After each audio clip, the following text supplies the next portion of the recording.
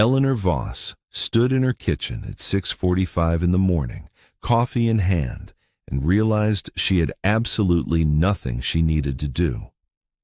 She was 62 years old, recently retired after 31 years teaching 4th grade at Kenwood Elementary in Millbrook, and as of that morning, entirely alone in a house that had been full of noise for 3 decades, first her own kids, then, for years after that, other people's. The house had been loud for 30 years, loud with her own 3 children growing up and moving out one by one, loud with grading papers at the kitchen table until midnight, loud with the sound of 27 9-year-olds every single weekday, then silence at 3:15, then the sound of her own family again in the evenings.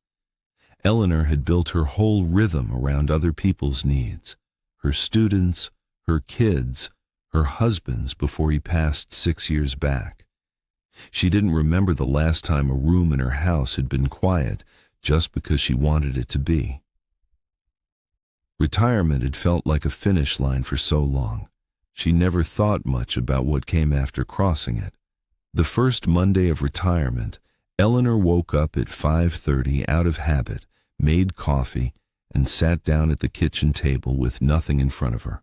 No lesson plans, no grading, no reason to be anywhere by 7:45. She sat there for almost 2 hours. Around 9, her neighbor Dolores knocked on the door, holding a flyer for the community garden 2 streets over, looking for volunteers.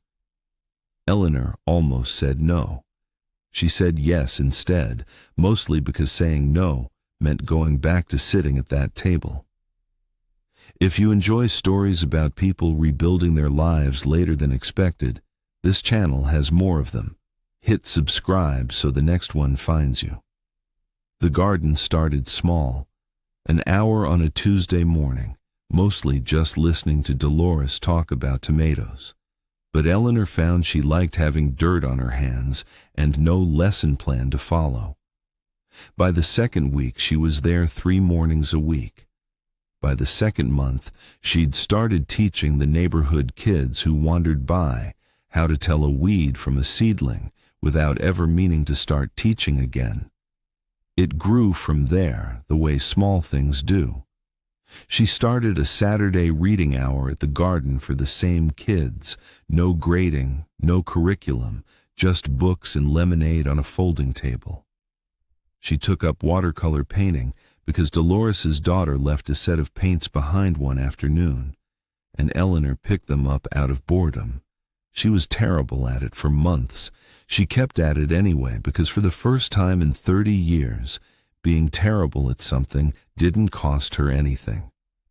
The quiet house didn't feel as loud with its own silence anymore. She still came home to an empty kitchen most nights, but her days had filled back in, just with things she'd chosen instead of things she'd been assigned. The house had been loud for 30 years, and Eleanor had spent all of them taking care of everyone in it. It took losing that noise to find out what she wanted the quiet for. These days, her kitchen table still sees plenty of use, just covered in seed packets and watercolors instead of report cards. If your schedule opened up tomorrow, what's the first thing you'd actually want to fill it with? Tell me below.